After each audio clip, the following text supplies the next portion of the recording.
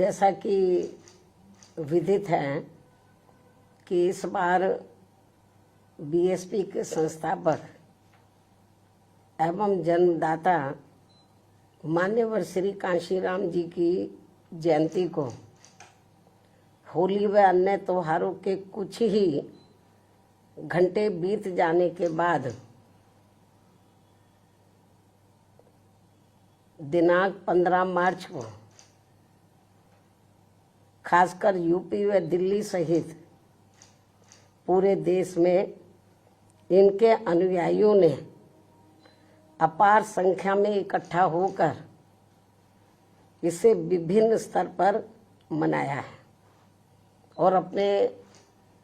श्रद्धा सुमन अर्पित किए हैं, जिसके लिए पार्टी उनकी अति आभारी है। साथ ही होली सहित अन्य विभिन्न त्योहारों के बीच इस बार मान्यवर श्री कांशीराम जी की जयंती जिस अति उत्साह व जोश के साथ मनाकर उनके अनुयायियों ने अपनी पार्टी को हर स्तर पर मजबूत बनाने का तथा उनकी एकमात्र उत्तराधिकारी व पार्टी की राष्ट्रीय अध्यक्ष का अपने पूरे तन मन धन से साथ देने का जो संकल्प लिया है, तो उसने पार्टी को मजबूती देने के लिए मेरे हिम्मत व हौसले को कई गुना और ज़्यादा बढ़ा दिया है,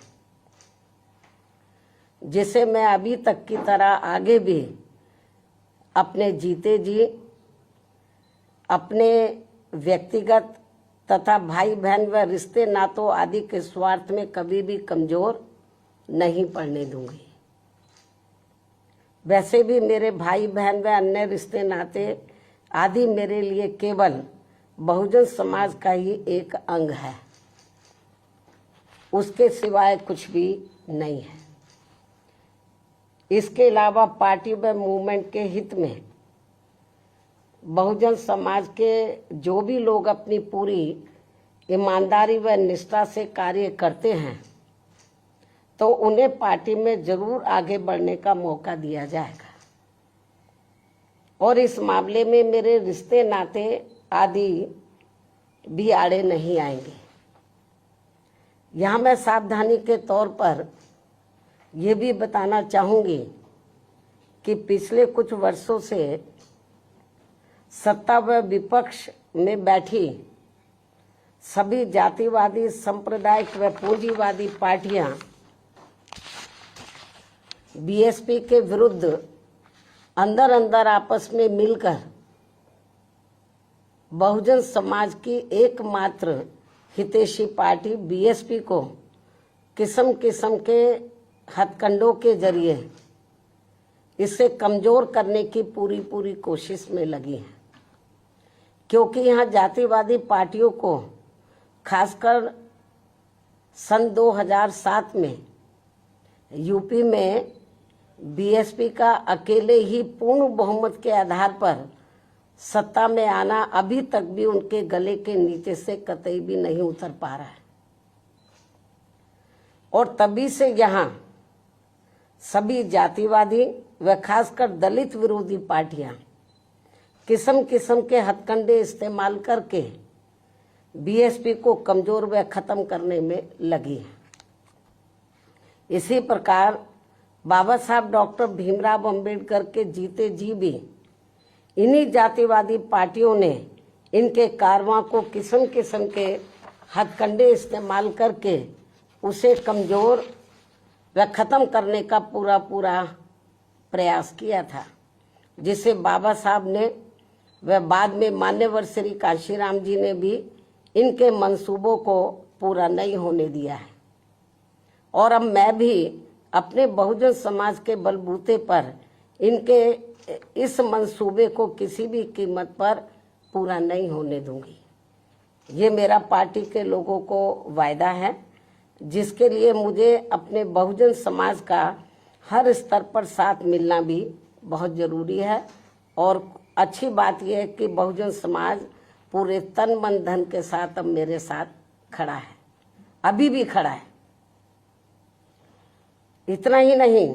बल्कि दलित व अन्य उपेक्षित वर्गों के लोगों को ये मालूम है कि ये लोग यूपी में बीएसपी की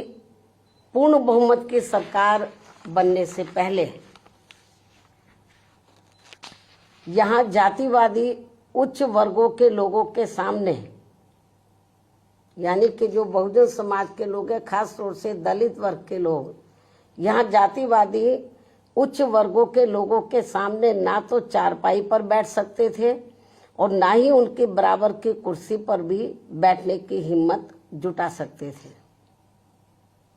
लेकिन सन 2007 में बीएसपी की अकेले पूर्ण बहुमत की सरकार बनने के बाद से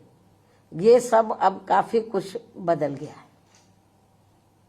अब ये लोग उनके बराबर में चारपाई व कुर्सी आदि पर भी पूरे सम्मान के साथ बैठ सकते हैं। ये जो बहुजन समाज के लोग हैं, यही है वास्तव में यहाँ सही सामाजिक परिवर्तन। यही है वास्तव में यहाँ सही सामाजिक परिवर्तन, जिसे मेरे नेतृत्व में बनी बीएसपी की सरकार ने लाया है। लोग सामाजिक परिवर्तन की बहुत बात करते हैं, लेकिन उसको धरातल पे कभी उतारते नहीं हैं। लेकिन मेरे नेतृत्व में सन 2007 में जब अकेले पूर्ण बहुमत की सरकार बनी, तो इसे मैंने धरातल पे उतारा है, जिससे यहाँ यूपी में हमारे संतों, गुरुओं व महापुरुषों का काफी हद तक सपना साकार हुआ है, जिसकी वास्तव में पूरी देन मान्यवर श्री कांशीराम जी की है। और ये सब यहाँ समाज में परिवर्तन लाने के मामले में इतिहास के पन्नों में जरूर लिखा जाएगा।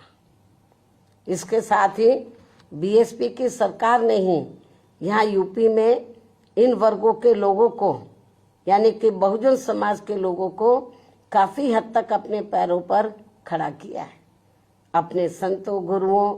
व महापुरुषों को भी विभिन्न स्तर पर पूरा आदर सम्मान दिया गया है, जिसे लोग कभी भी नहीं भुला पाएंगे।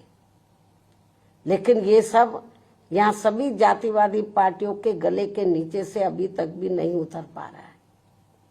इसलिए अब वे इन वर्गों में से स्वार्थी किस्म के लोगों को आगे करके उनके जरिए विभिन्न नाम पर अनेकों छोटे छोटे संगठन व पार्टियां आदि बनवा के बीएसपी की इस ताकत को बांटकर इसे कमजोर करने में लगे, जिनसे बहुजन समाज के लोग जरूर सचेत रहें। यही समय की मांग है और यही पार्टी व मूवमेंट के हित में इनका सही कदम भी होगा,